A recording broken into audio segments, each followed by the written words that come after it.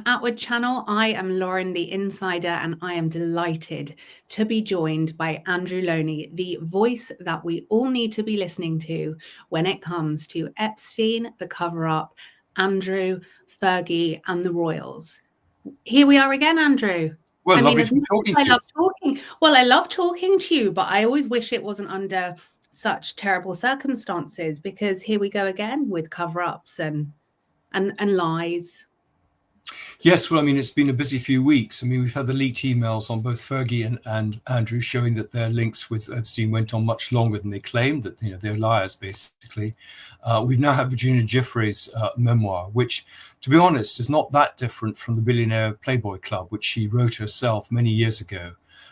It's now been kind of smoothed over by Amy Wallace, the ghostwriter, but it is still pretty shocking to see some of the things in there. I mean, not least the fact that Andrew knew how young she was. Now, one of the things that interested me was that the third time that she saw Andrew was, she thinks, on the island on the 4th of July 2001. So she had these meetings in March, April, and then July. And if you look at the court circular that day, they claim that he was in Hampshire. But if you look at the flight logs, Lolita flight logs, he was indeed on the island. So one wonders, are Buckingham Palace actually creating false court circulars in order to cover his movements and actually aiding his activities? And I think Buckingham Palace needs to come clean on that. That's the thing, isn't it? Because Buckingham Palace are now as bad, I would argue, as Andrew in this, because they are lying and they are covering this up. This could have been dealt with swiftly and quickly, but because they have continued to cover and lie and enable this predator, and I don't want to say allegedly, because why would we not believe Virginia and the way that Andrew has lied? I now have no trust in anything he says. But the palace are part of the problem, not the solution in this. Yes, I agree. I mean, we've seen it with the Church of England. I mean, we saw Justin Welby actually go as a result of him not doing things with John Smythe. And it's the same with the palace. I mean, I do recount in Entitled, the cases where the palace will put pressure on journalists, deny stories, find that they were true, then threaten legal action. They'd use the pressure on people, for example, like ABC Television, to prevent them writing stories about Jeffrey and Epstein and Andrew by denying them access to, for example, the Prince and Princess of Wales. I wonder what they feel about how they were used there. And time again, I know that people went to complain to the palace about Andrew's activities, and they were given short shrift. So I agree. I mean, if they dealt with this properly at the beginning and got ahead of the story rather than reacting very slowly and actually doing very little, they wouldn't now themselves be part of the problem. This is now, in the case of the last few weeks, become, I would say, a crisis for the monarchy. I mean, probably on par with the abdication crisis now. So it's only going to get bigger. We're going to have more victims coming forward. We're going to have more Epstein material released. I think there are going to be more embarrassing disclosures about Andrew. And they should be very worried at the palace. Charles has been incredibly weak about this. I mean, Andrew and Fergie had been relegated. They'd been sent out. Prince Philip would have nothing to do with them. And then for some strange reason, they were brought back into the fold. There was Fergie in the royal box at Wimbledon, at Sandringham, at Ascot, having her hand kissed. I mean, what planet is the king on? When I suspect they knew a lot of this material. And I think the view is that actually they just do nothing. The news agenda will move on and they'll be okay. But I don't think that's going to work any longer. I think people really want to see something happening. They feel that Andrew needs to explain himself, as does Sarah Ferguson, and there needs to be a proper investigation into their activities, not just the links with Epstein, but actually the financial activities of Andrew and Sarah, and how they were able to continue to monetize their position as members of the royal family for their own personal gain for literally 40 years. And I think questions are now being asked about King Charles's own financial affairs and the way that people have charities he's basically done cash for honours for certain charities. So I think this investigation is getting bigger. I'm doing a piece in the Sunday Times this weekend about royal transparency and accountability, which I've banged on about for the last 10 years. No one listened to me. I think finally people are waking up to this, that actually something needs to be done and the monarchy is in real trouble. Yeah, and this is just going to get worse and worse, because actually what we're seeing from King Charles is, it's like when you're naughty and your parents say sorry, sorry. He's not sorry. He didn't want to do anything about this. His hand is being forced from public pressure, and people are turning against the monarchy. And it's incredibly unfair on the Prince of Wales as well, who will inherit this monarchy, that King Charles is just, we're just watching it fall apart in front of our eyes. And, I'm sure if they took a little bit of money here and there, I'd be furious, but I'd probably get over it. But we are now talking about the abuse of minors. With Andrew, we are talking about the fact him going onto the BBC, which many, many people fund through their TV license. I would cancel it, everyone, but anyhow. And then he's lying to us there, and nothing is being done because they think we will forget, because they think we're all little peasants at home that won't remember. That's how it looks like to me. What can we do, Andrew? Is it about keeping our eyes on the facts and following people like you and holding them accountable in any way we can? Well, there are lots of things that people can do, and there are lots of things that the royal family can do. And what one needs to do is put the pressure on the royal family through the media and through social media, but I think principally through the media, and also perhaps writing to MPs. But for example, there were arguments 20 years ago for a royal register, where people like Sarah Ferguson would have to register their business interests. I mean, we have members of the royal family, including the Queen, who had offshore accounts, which doesn't seem very good when we're meant to be paying tax in effect to the Crown. And I think we should be pushing for a royal register. I mean, it's only as good as the way it's implemented, but it's at least Parliament has that. I think we need to get the royals out of their exemption in the Freedom of Information Act. We need to actually have MPs and members of the House of Lords are allowed to ask questions, as a tradition that there's no parliamentary scrutiny of the royals. Well, I think if people had been able to ask questions about Andrew's links to Epstein and his time as special trade envoy, perhaps they wouldn't have felt they could get away with things. I think there needs to be an investigation into the royal finances, which would include his time as a royal trade envoy. And I do think that he and Sarah need to offer themselves up to the victims' lawyers and to the FBI as people of material interest who can help them in their investigations. I also think we need a big apology from both of them. Maybe time for another Newsnight interview with them actually telling the truth about their links to Epstein and the way that they've abused their position as royals. So that's from that side. And I think Charles needs to be decisive. He needs to get rid of Andrew's titles. Perfectly easy thing to do through Parliament. I think he's still an honorary Vice Admiral. That can go. Knight of the Garter can go very easily. It's been done plenty of times before. And he certainly shouldn't be a Councillor of State.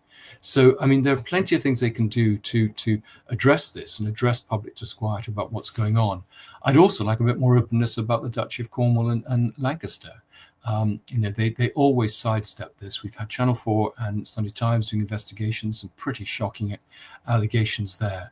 Again, no response from the palace, and the hope that if they say nothing, everyone will forget. But as you say, I think people have got to the stage where they no longer want to forget. And the danger is we're going to see the monarchy. I don't think we're going to see it go, but we're going to see it severely diminished, weakened, and put into disrepute, all because of the actions, first of Andrew and Sarah, and now, frankly, of the King. I think as well that the monarchy always were able to control what we thought previously, because we would go to the mainstream media and consume and digest that news. But the power the mainstream media has now is rapidly going downhill. And so this is a prime example of where, because the industry has shifted and people are going online and finding independent journalists and people like yourself, Andrew, we're able to actually get the truth, because we know as well that King Charles and Queen Camilla have a lot of contacts very much at the top of the media chain. And so we're not getting the truth from these people. Well, I'd go halfway with you on that. But actually, if you think that the two of the big disclosures of the last month have both been come from the Mail on Sunday, the leaked email about Fergie and the leaked email about Andrew. And that's what's really kick-started everything in the last month. And that's the Mail on Sunday. So I would dispute that. I mean, you're absolutely right. There are very close links, particularly between the Mail and the King. I mean, the former member of staff is now the press secretary.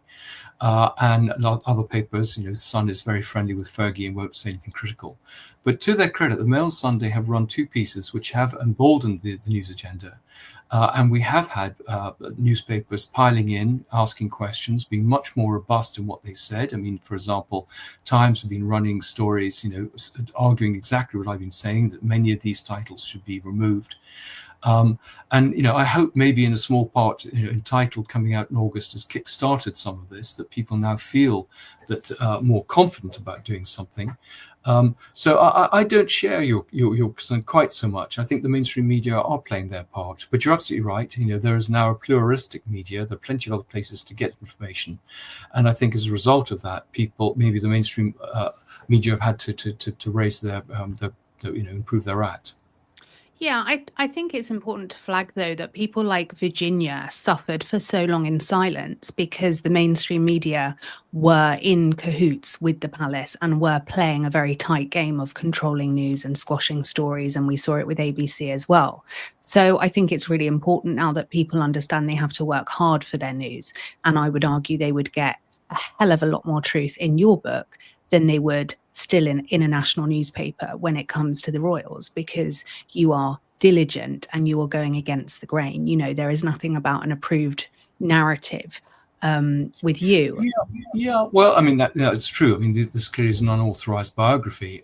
But, the Mail gave it a 5-day serial. I mean, that again, taking out many of the things I've put in there. And without the Mail, I wouldn't have, in a sense, had the reach I've had in the book. It could easily have been, everyone could have ignored it. So I think, let's give credit where it's due. And, I have had publicity. I mean, the broadsheets have done podcasts and done reviews.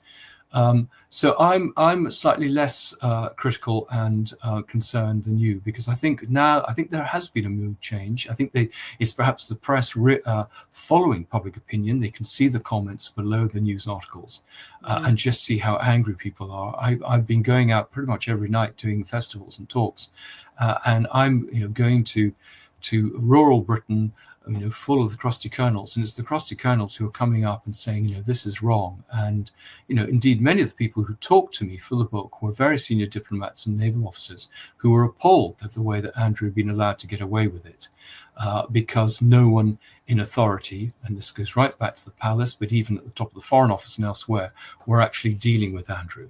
I think it's very interesting that, the line that Virginia Giuffre uses in her book is entitled, which is the title clearly of my book. And there has been this sense all the way through that he could get away with it, that no one would do anything. These stories, many of them are 30 years old and never emerged. And so there are a lot of people who've been protecting the royals who I think should be reconsidering their, looking at their conscience and perhaps reconsidering whether they should actually now come out and tell us what they know. Have you had a lot more sources come forwards for the paperback in light of all of this other information breaking into the mainstream media regarding Andrew and Virginia? Yes, I've had a lot of stuff. I mean, people who get in touch with me because I leave an email address in the book and people can Google me and find me. And almost every time I go out and give a talk, there is someone who has some connection with the people I'm writing about and has some story about them and is prepared to talk about them. So yes, I've got an enormous amount of new material. Many people I'd never even knew about, episodes I had no idea about. And I have to say it is a lot worse than I thought. So, if we think the hardback's bad, that the paperback is going to be even more damaging. And do you think your publishing legal team will allow, more to go through? Because obviously we know that 20 pages were removed for the hardback, but obviously you're now in a situation where the legal team removed information, but we can see yet again that Andrew has lied and Sarah has lied, and we've got Virginia's book coming out as well. Will that strengthen your cause to get more across the line into the public domain? Yes, I hope so. I mean, one of the reasons that some of the stuff was cut was that they were worried that about the source, and the source has now been proved completely correct. So, for example, I had material on Mandelson, which they took out, which clearly can go back in. And I think now that there's more of a trust of this particular source, who's been proved correct in every stage, I think that some of that material will be reinstated. Clearly there are bullies around like Prince Harry and President Trump who try and undermine these books by basically slapping writs on you. But it's interesting, neither of them pursued their action. It's all big talk. They leak to the press. And then nothing happens. And so again, I hope that the publishers will be emboldened by that to see these are just try-ons, and that they should sort of face them down. Yeah, it's just writing a check and trying to give you a little, tap on the hand, get back in your box. But we are the media, Andrew, and we will not get back in our box. We will continue to tell the truth. Now, on that note, my X account is full of people asking me the same question. And I wonder if you can put an end to this and explain it. Did Meghan Markle know Jeffrey Epstein before she met Harry? There's lots and lots of reports about her being a yacht girl and various different allegations. And obviously we know that if you are a yacht girl, it's very hard for anyone to prove it, because that is why that is how certain elites behave. Has that come up at all in your research or from any sources? Well, I mean, I've seen the accounts. I've not seen anything that's persuasive. I mean, the pictures, for example, they show are of a trip in January 2001, I think, on a boat in Thailand with Nellie Hooper and Jenny Frost and others, and Meghan isn't there. I've not come across any references to Meghan and Epstein in this period, but there's an awful lot about Epstein that we don't know. And we know that Andrew met Epstein probably at least 6, probably 10 years earlier than he says, but there's very little coverage of that. We had Beatrice Kuhl, the former Miss Switzerland, saying that one of the inducements to her when she was introduced to or met Epstein was that she could meet Prince Andrew. This was in 1993, and he said he met Epstein in 1999. The one thing that I have said, and I think we had just discussed with you last time, is a source in Thailand has come forward, who I don't think knew any of these stories, and has talked about links between Andrew and Meghan in Thailand. And that's clearly where where Andrew used to go and play. It's where he had his. He just spent a lot of free time there. He used to often stay with a man called Johan Eliash. So it's a question of trying to find evidence of his movements in Thailand at a time when Meghan was there and whether they could have met. Wow. We do have, clearly people like David Boyes saying that he would call Meghan to give evidence. So he clearly knows something, but he's not saying anything at the moment about that. But if we can, place her and Andrew at the same time, whether it's in Thailand or elsewhere, much earlier than everyone assumes, then that would be interesting. I mean, she claims that she didn't even know who Prince Andrew was, which is ridiculous, because I don't think you could, open a newspaper. Well, she claimed she didn't know anything about the blimmin' royal family, didn't she? Yes, She's exactly. Porkies. And then we have pictures of her in front of Buckingham Palace. So, here is another, I'm afraid, serial liar. But the question is trying to get evidence, and no one has produced. I would love to hear from them if they have evidence, but it all is very circumstantial, and I say none of the photographic evidence stands up. There's certainly a very interesting connection with Marcus Anderson. Clearly, he is a great Svengali figure in her life, but again, I haven't linked Marcus Anderson to Andrew.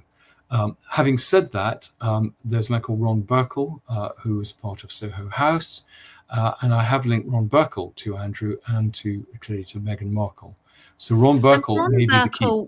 Was also, or is also, the godfather, I believe, of Diddy's children. It's a very Ron Burkle had a flat above the Soho House in East London.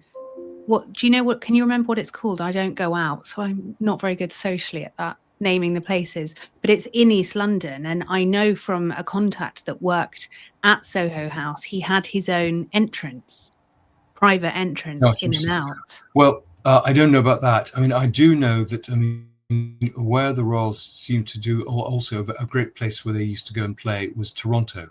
So if any of your listeners or watchers have any information about what the royals were up to, certainly Prince Philip did stuff there, and certainly Prince Andrew. They used to use a hotel called the Windsor Arms to entertain their girlfriends. So again, if people have any information there, that may help fill in the gaps in the puzzle. So it's, in some ways, the great thing is with social media is there are people who will come forward who have little insights, perhaps who worked there or saw them or heard stories, and that's how we can kind of begin to find out what's really happened. But there are huge gaps, as I say, in Epstein and Andrew's life in the 1990s, which I'd love to fill in.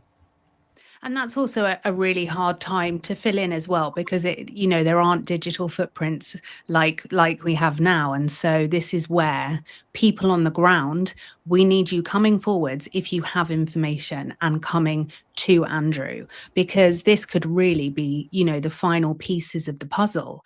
Where are you with your sourcing in Thailand? Is that in development to try and get it over the line with the Meghan allegations they've said?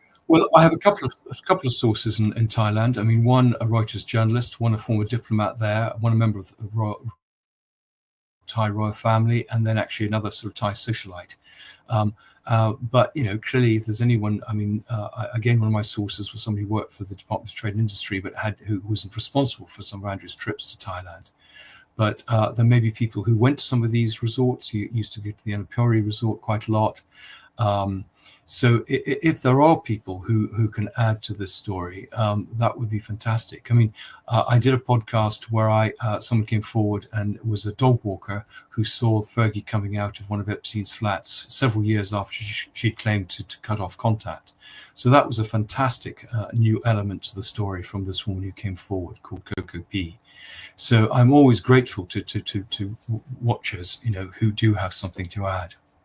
Or questions that they can raise. Someone has made the point that Eugenie runs a charity called the Anti-Slavery Collective. She has large sums of money that she's raised, and yet she spends very little as a small donation to her own mother's charity. So at a time when they're laundering their reputation, saying that they're doing as much as they can to support trafficked women, here is an opportunity which they're not really taking advantage of. And someone on social media pointed out that the grooming gangs in Britain would be a very obvious area to be able to give money to and perhaps help. And so people come up with some good ideas on social media. And people are always free to direct message me on Twitter. I think as well, this is so great, Andrew, because, for so long, we the people have felt silenced and downtrodden, and that, when it comes to the grooming gangs, our king has been absolutely silent. And all we hear as well is, oh, well, it's a ceremonial role, this, that. Well, is there never a better time to change your role and pivot than to advocate for innocent children? And we've seen it with Andrew and the treatment of Virginia. I think it's about time King Charles pulls his socks up and starts advocating for the innocent children in this country. And we're not seeing that from him. What he's doing behind the scenes. I mean, clearly there's a long tradition of black spidery hand letters. I think he's got to be very careful as king. Constitutionally, he can't be seen to interfere in politics. It's a bit easier as Prince of Wales, and actually the Prince of Wales has come forward, for example, talking about Gaza and the humanitarian tragedy going on there. He was heavily criticized for it. But who knows what's going on behind the scenes? They do go out and support the victims. We saw that, for example, with Edward and Sophie, I think, going up to Southport.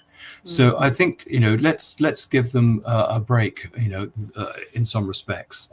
The dealing with this is actually a matter for the government. And I think the government has failed there. There's been a huge cover-up by police forces and by the political establishment. And I think the king has to be careful about what he does get involved with. It always has to be in terms of supporting the victims rather than actually criticizing the crime. But it is his government as well. And the fact that so many people on the ground are having to scream to get this investigated, I think is a tragedy. But I wanted to touch base with you about Virginia's book coming out.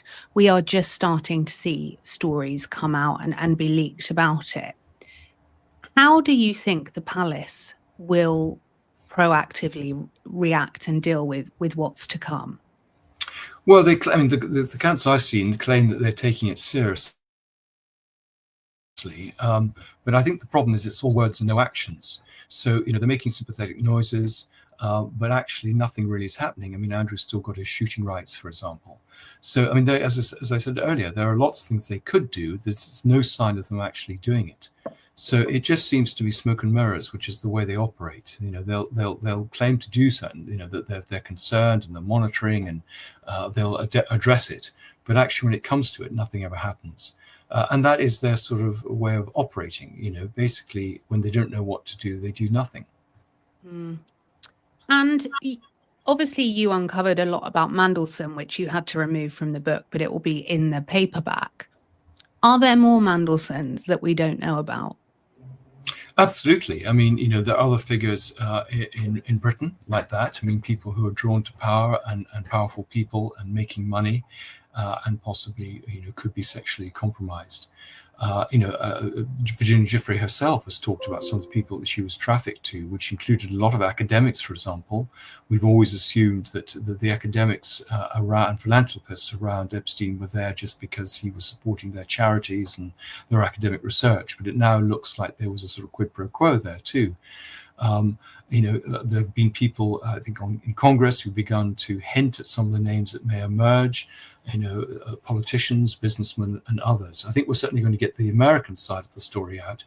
I mean, this is a huge story. It was a huge network. There were thousands of girls. There were many, many people involved. The focus has always been on Andrew because we had Virginia Giuffre as a sort of cheerleader.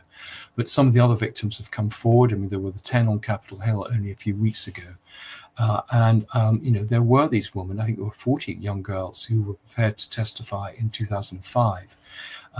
They are now clearly much more grown up. But if they were prepared to come forward, some of those people, and name names, then, we might see some justice for them. I think the problem is that these men are rich, powerful, litigious. They've managed to keep their names out of the press for the last 30 years. Clearly, Epstein cannot now spill the beans. The great white hope is Ghislaine, but Ghislaine has done her bit. She's kind of got Trump off the hook, and she may just feel that it's not safe for her to say much more. But I think the interesting thing is these leaked emails appear to come from Ghislaine.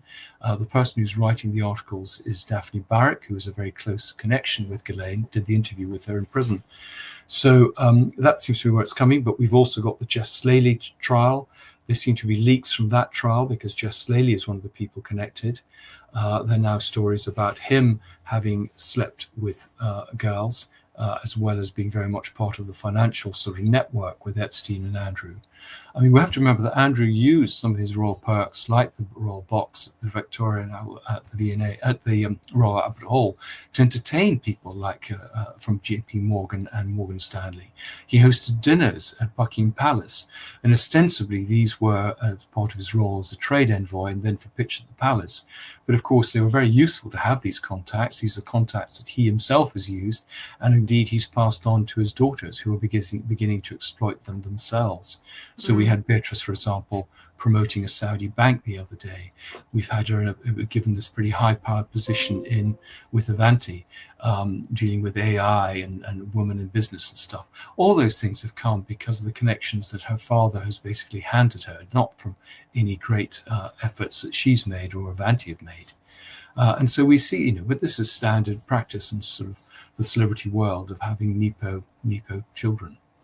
Yeah, exactly. They just, we're not doing anything. We'll just hand you that silver plate and, you go and close those deals. Do you, have you been getting any people come to you with an indication of how Sarah and Andrew have reacted post your book coming out? Because we know they've done everything to try and slander you, don't we? Yes, I mean, they're concerned about the book, and there have been a big attempts. I understand that someone, an Arab billionaire, has paid a PR firm to try and undermine the book and undermine, and for example, use bots to give it negative reviews on Amazon, things like that. So, there is a concerted campaign to try and diminish the book. I mean, all one can hope is that the power of the people who've read the book, and actually what's interesting is the reviews are all 5 stars, the ratings that are very low. So what can we ask the Shaun Attwood viewers to do then, Andrew? How can we fight back against this billionaire trying to slander you? Where do you need them to go, and what do you need them to do? Well, I'm very grateful if they enjoy the book and think this is an important book, to go on sites like Amazon or Goodreads and to give it, shall we say, better reviews than 1-star reviews, because of course that brings the thing down. I've never had so many negative reviews for a book. Normally I have a good sort of 4.5 average, and here it's sort of 3.7 or less. But so that would certainly help. But yes, I mean, I know that I've been told that Andrew is clinically depressed by this, that he's been put on suicide watch. It's difficult to see that when you see him appear at the... Do you believe that? No, I think that's a very useful device to try and get people to back off. I mean, you can be on suicide watch without being suicidal, for example. I mean, we could be on suicidal watch if people decided that was... that would be a useful technique. I agree. I mean, there was no sign of him at the Duchess of Kent's funeral that he looked depressed. I mean, he looked absolutely thrilled to be in the limelight again. And where most of us would hang our heads with shame and sneak in the back entrance, there he was up the front doorstep and trying to be centre view at both of them. Everything is always about them. So, and Sarah Ferguson claims, it's the same old story. We've been there before, particularly after the 2010 News of the World sting, where she was caught trying to sell access to Andrew. She goes and she says, I'm sorry, I had a terrible childhood and I'm getting psychological counseling and I'll never do it again. And that was someone else. So, she'll be playing the same game and she'll be up to the same activities. We saw that with the way that she publicly tried to distance herself from Epstein, and yet privately was saying, you're my dearest friend, and we're in this together. Let it blow over, and exactly. But Andrew, I spent 20 years as a celebrity publicist, and I would frequently, if my client was backed into a corner and it was irreparable, you go to the most extreme place with mental health that you can, and you say you will push my client to unalive themselves. You will have blood on your hands, and you have to play a really dirty game, because actually your job as the publicist, and it's awful, like I hated being in this world, but you have to gaslight and shame that journalist and make them so fearful that they will have someone take their own life because of that story. And it doesn't surprise me that that's what you're hearing about Andrew, because that is the only place that a publicist or a source that's a mouthpiece for Andrew, that's the only place they have to go with this now, because of the extent of how bad everything is for them. Yes, no, I agree. And I mean, wasn't that, who's the BBC presenter, Hugh Edwards. Hugh Edwards, exactly the line they played with him, and time again, people, it's only when they're caught, then suddenly they sort of say, well, it's all down, as you say, to mental health issues. I think there's no sign. I mean, Sarah is still going off and doing things. I don't think that, we're going to keep her down. I mean, she's going to bounce back somehow. I think people, they assume people have short memories.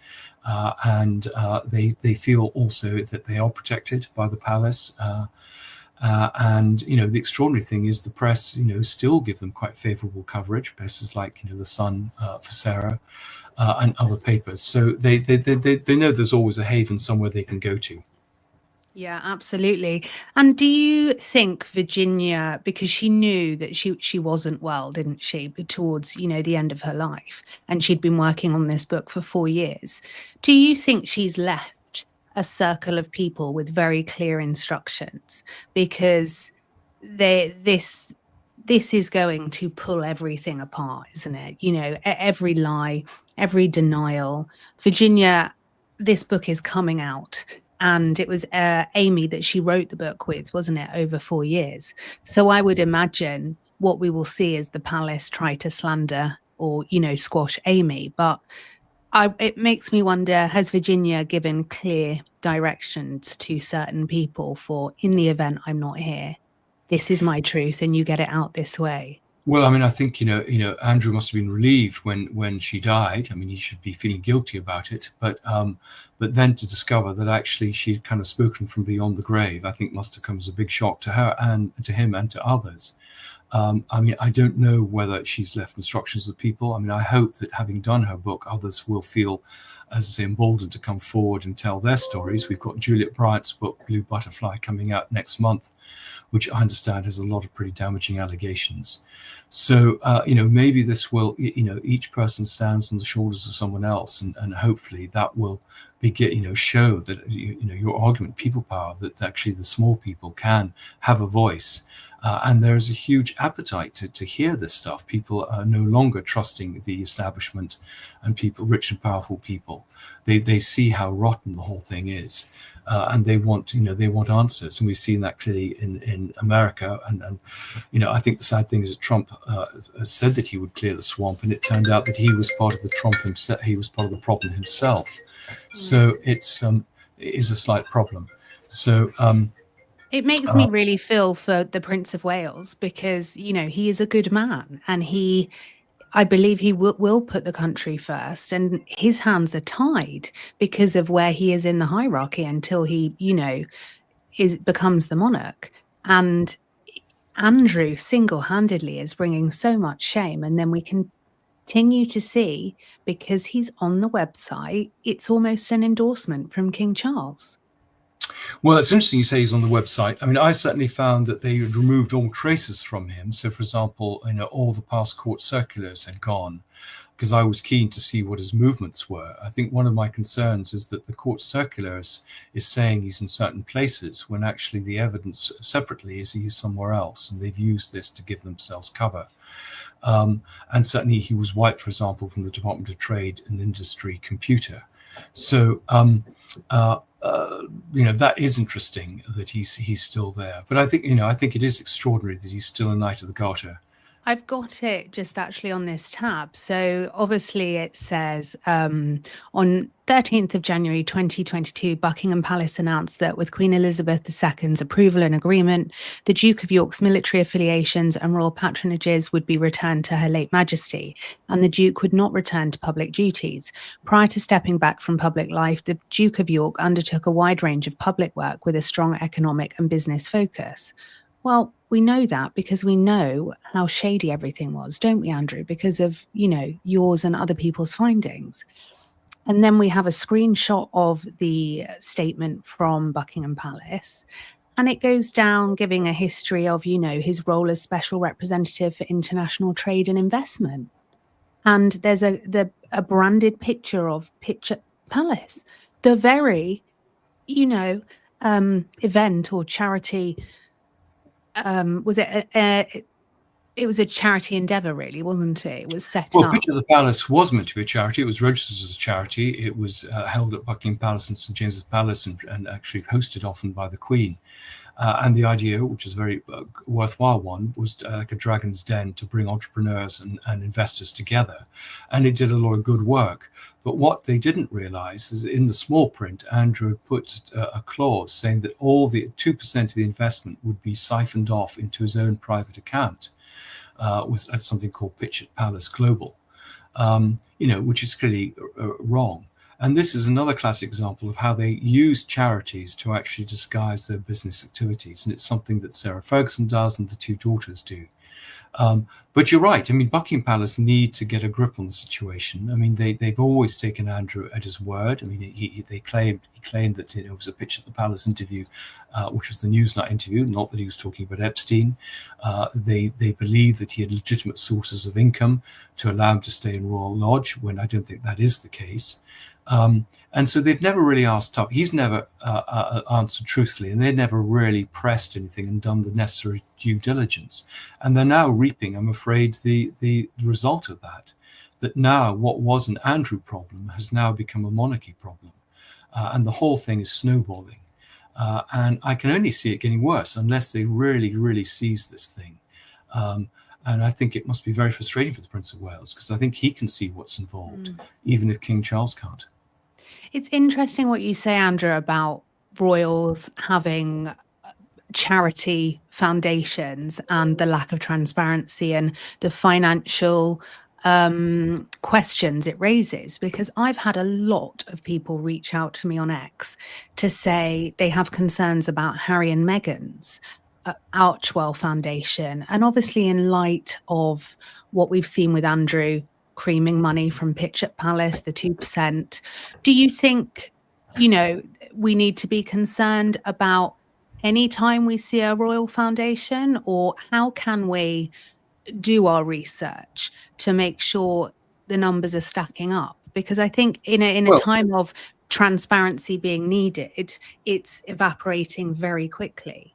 Well, ideally, we want the royals to behave properly and not to, do this and to be able to trust them. The problem is, that I think that trust has been lost now. And that's why the Royal Register would be a way of trying to restore that trust, them being more open. I think having proper scrutiny of their accounts. Often they're leaked out, for example, during a foreign trip when all the royal rota are abroad. I mean, it's sneaked out often in the summer, the royal finances. It's always very opaque, the finances. And I noticed this when I researched Andrew and Sarah. They have lots of these companies, but none of them are properly audited because they claim not to be active. So, I mean, I think there are lots of things, but I think having much more scrutiny of royal finances would I think prevent them from abusing their position. But there are other ways of paying them. I mean, one of the ways is through jewelry. We saw £18,000 necklace given to Beatrice by Tariq Khatuni, who was a business associate of Andrew and Sarah. And they have very close relationships with a number of jewelers. I don't think that's a coincidence. At Sunning Hill, there was a room called Aladdin's Cave, which was just filled with goodies that they had been given. And actually what often has emerged in tracing Andrew's footsteps is he's not there in the court circular in places, but they have a royal gifts section where they have to declare gifts. And on those occasions when they have declared gifts, it's emerged he's been in somewhere like the Middle East, which wasn't in the court circular. So they haven't coordinated all their stories. So you can sometimes pull things together just from other sources.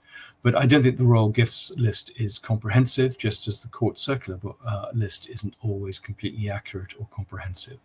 And what we want is we want them to behave, as Andrew would say, honorably. We want them to be trustworthy. And I think they've got a long way now to go to earn back trust.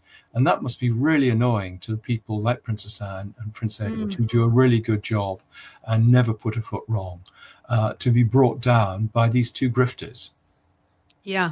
How much of an open secret do you think Andrew's behavior was and how he conducted himself? Because like you say, some of these allegations are going back decades, and what you found consistently, he behaves the same way. Do you think it was well known within Palace Wars that he was going to see Virginia and things like that? I don't know about Virginia, but certainly the trade stuff. I mean, they knew who were on these delegations. I mean, stuff would have been reported back by the police protection officers. I know that senior diplomats and others went and complained about his activities, and they were given short shift by the palace. I think by the Queen. So they knew about what was going on. We just know the Amy Robach story of ABC trying to shut down the Virginia Andrew Epstein story years before it came out shows the palace was exerting pressure. The News of the World had material in 2009 which they sat on, and those are the stories we know about. So we don't know actually what was suppressed. So, yes, of course, they knew exactly what was going on. But the line always is, if you don't get caught, it's fine. And then we'll address it if we do get caught. I was watching The Godfather the other day, and there are a lot of similarities between the royal family and the Corleones. I think it is a swamp and it does need to be cleaned up. And I think people realize that now. You don't need to be a Republican to see that this is very damaging to Britain's reputation and damaging to the future of the monarchy. And do you think that the same tactics that have been wheeled out to smear your name by the grifty, toxic duo, do you think that will happened to Virginia's book? Because obviously we can't speak to Virginia, Oh, but it was it's done. damaging. It was done. Of course it was done. I mean, I've got emails, which I quote in the book, showing Ghislaine, Epstein, and Andrew colluding to bring in a PR firm to try and undermine Virginia. At the very time they were publicly saying they didn't know, never met this woman, didn't know anything about her, they were actually working out how to discredit her. And the campaign goes on. I mean, all these people like Victoria Harvey, on absolutely no evidence whatsoever, have been trying to denigrate Virginia, even when she committed suicide. They were putting the boot in. I mean, it's appalling. And I don't know why the media give them any airtime whatsoever. Well, how does I'll call her Victoria Hervey because she is no lady, but how does she fit into the Epstein Ghislaine equation? Did she have a role curating certain things, do you think, or is she just a mouthpiece they can get to fire off? Well, I mean, it's a very good question. How? I mean, she's ripe for a media investigation. What does she live on? How does she earn her money? Her stepbrother had no money whatsoever. He was bankrupt. Why is she doing this? She claims to be an ex-girlfriend of Andrew. I could find no evidence to support that. Where does she get her evidence? I mean, she very rarely produces any evidence. Is this just an ego trip for her? Or is she, paid for example, by the Maxwell family? What are her links to Brian Basham and to Jay Beecher? These are questions I think that the press should be asking. She's trotted out in GB News and various other places, and given the time of day, without providing any evidence. And there's plenty of evidence in my book to show the picture is absolutely genuine. And many people saw it at the time. She talked about it. We know from a whole variety of sources, witnesses and the flight logs, about Virginia Giuffre's movements. So this is, all part of a campaign to try and undermine Giuffre, because we have to remember, without Giuffre, none of this stuff would have come out. It would probably have still been suppressed. And we owe her a great debt for so bravely carrying on and going public, and suffering the sort of brickbacks that she got. And I can sympathize, having had a little bit myself, and that is what has scared a lot of people from coming forward. And I hope now, as more and more people prepared to come forward, that we will begin to have some truth told, and many of these people will actually have to face the consequences of their actions. What has the intimidation been like for you? Because obviously you're in a different position than Virginia, but I can't even fathom what she went through. And so as someone that has been at the hands of the intimidation of the palace and the grifty duo, how has that been for you? Well, I mean, it just encourages me to go on. I've been saying these things for 10 years. I'm written lots of books, many of them not about the royal family, on completely different subjects. Biography, for example, of Guy Burgess. I'm a trained historian with a doctorate. I am not a Republican. So I'm just a historian who has chosen to do a book on these two. And this is the stuff I found, and perhaps being slightly more open about what I found, because what I found time and time again, when I, for example, did my book on Edward VIII, there was plenty of material in the archives showing he was a traitor to this country and a Nazi stooge, which historians had chosen for whatever reason to ignore. It was sitting there in plain view in the archives. But yeah, I think that I have to always be able to have very reputable sources, name sources, double sources.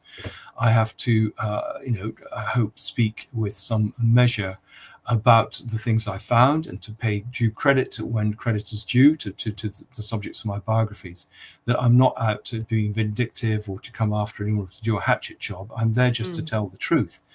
And as long as, I keep doing this, and people kind of understand that and respect that position, hopefully I'm okay. But of course, there will be stuff. I mean, I wait for some scandal to be foisted on me.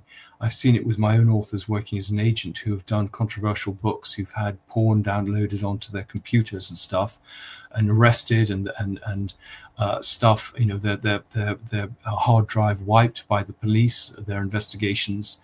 So I'm very careful now to have backups and stuff. But there's a pretty ruthless operation going on to keep some of this stuff quiet. But the best Just to go back to that point, you say it so casually, Andrew. I mean, you are one of the best literary agents in the country, and you have some amazing authors on your books, but that's actually very chilling that the powers that be, whether people want to call it the deep state or whoever, have the access to do that, to stitch someone up. So they are able to do that, but they are not able to investigate Andrew. Exactly. Yes. Well, I mean, exactly. I mean, I won't not give the man's name, but it was a book on the Guildford Four, a serious author who'd done previous books. And in fact, I think the trial, at the trial, he was able to find computer experts to show that this material had been downloaded externally. It wasn't something he'd accessed himself. But without having those computer experts, he would have been basically stuck in prison for kiddie porn. And I've seen it with, for example, some of the TV people I've worked with on Mountbatten had break-ins and their houses sort of ruffled over just to show what could be done. I've seen stuff shut down. Interviews I've done with papers have never appeared after pressure was put on the owners or the managing directors. So yeah, there's lots of things that can be done to try and silence people, and that's why it's important that we all go public, we all talk, we all try and get the stories out, because disinfectant is the best way of dealing with these things. And the whole theme of my books over many years has been that the cover-up is often worse than the original offence. And what Andrew and Sarah have done is they keep digging themselves in deeper by telling lies to start with. They've been forced to continue to tell lies, and they've been caught out. But I suspect for lots of people it works. You tell a few lies and people go away and no one realizes. Who do you think those powers that be are that put that come in and ruffle a house up or download awful things to externally to other people's computers? Who would you assume that deep state is? Well, we've seen it in Nazi Germany. We're seeing it now in Trump's America. That you can put pressure on people, you can suppress the media, you can suppress the judiciary and the legal establishment, you can destroy a civil service, and people are scared for their jobs. So there are all these people, for example, who are now saying there's no Trump material in the Epstein files, which is not true. People like the head of the FBI and Pam Bondi and others. And these people, in order for their own personal preferment, will basically go along with what the boss says. And if they don't, they're in trouble. And we've seen time and time again people getting sacked from their jobs in the Trump administration who have tried to speak truth to power. And that, I'm afraid, is beginning to happen here. So we see the police being used as an instrument not of law and order, but actually of political will. And I see it in my freedom of information work with the judiciary. The judiciary increasingly now will not side on the side of the requester. It's almost always now they will support the public authority and the orthodoxy, because these judges, partly that's how they're appointed. They won't appoint clearly mavericks, and these people know which side their bread's buttered, if they want to get their pension and their gong. So all these things are often, very, cleverly disguised. There is talk of bringing a private prosecution against Andrew for corruption in a public office.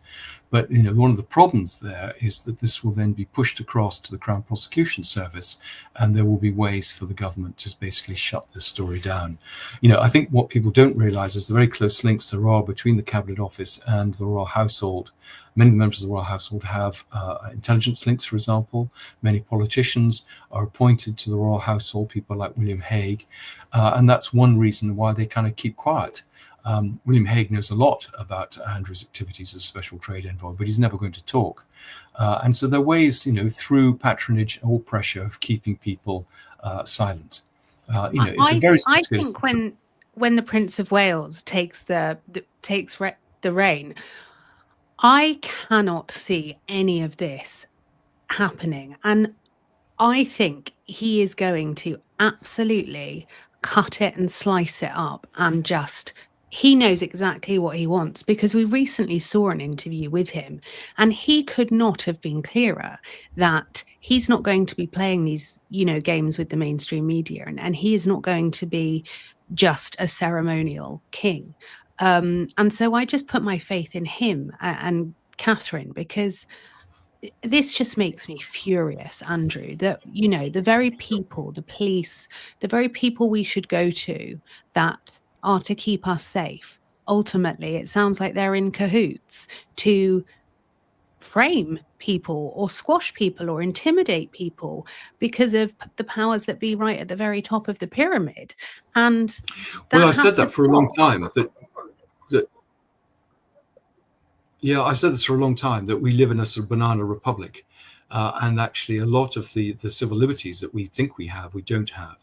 We've seen the destruction of archives, we've seen the curation of the historical record, to protect people. And I don't think we should be surprised by some of this. I mean, I don't know what we do to change it, but we live in an increasingly authoritarian country.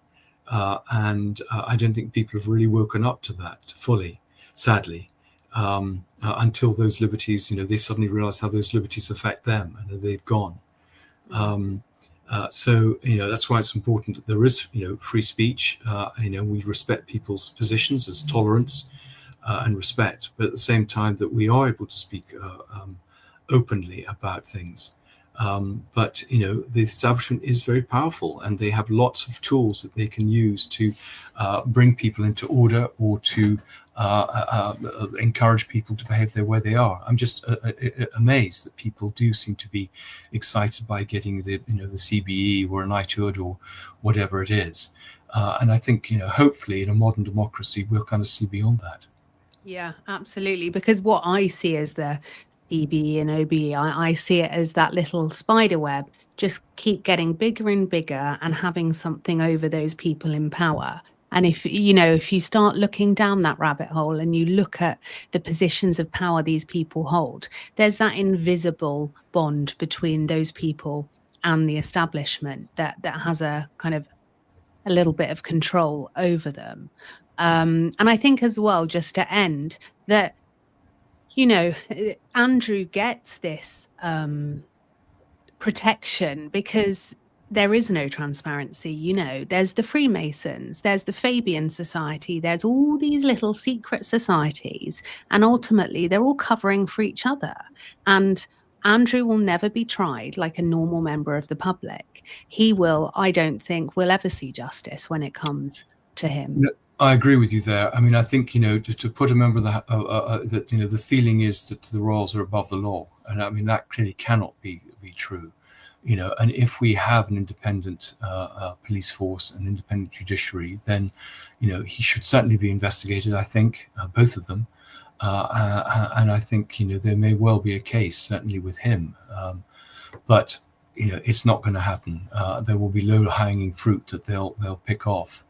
The establishment is very adept at protecting their own. More performative BS we shall see. But Andrew, tell people, how can they follow you? And also, this is a call to anyone in Thailand. We need to get Andrew this information, or actually wherever you are in the world, follow Andrew on X. Give me a follow on YouTube. I'm Lauren the Insider. And Andrew, what's your handle on X? I think it's just Andrew Lownie. If they put Andrew Lownie, they'll get me. And yes, that's probably the best way to reach me. I have a TikTok, Substack rather, thing. Are you Again, on TikTok? I am. Yes, Are they can see you? little videos. So I can't remember what it's called. I'm not very technical, but I have an unusual name. So if you just Google me, I will come up in lots of little occurrences. But that would be great. And I think support with the reviews would help, because I think it would show them that they can't beat me. I know they can't beat the great British public or the great world public and suppress this stuff coming out. Well, you're doing amazing work, Andrew. And, why I love you is you are doing the work that we want to see, and I do believe that if you had found really positive things on the toxic duo, you would have presented them. And there were a few times in the book that I thought you were positive about them. And I thought I wouldn't have had the power to do that. I would have just gone for them. No, I have tried to balance it. I've tried to give them credit where it's due. But I think the problem I found, for example, in a naval forum recently, 180 people wrote about having served with Andrew. 181, 180 were critical, and only one was positive. So those are the sort of statistics one's dealing with, I'm afraid. Well, look, everyone, get onto Amazon. You rate this book, you comment, and let's show that Arab billionaire that they have allegedly hired to smear and to discredit Andrew Lownie. We will show them who is boss, because we the people have the power, Andrew, don't we? Well, that would be great. Yes, people power. Awesome. People power. Thank you as ever. And guys, head and get Andrew's book. Either the audiobook or the hardback, and the paperback will be out next week. Thank you so much, Andrew. Okay, it's paperback next summer, but there's certainly an ebook. Did I say next week? I meant next summer. I wish it was next week. All right. Thanks, guys.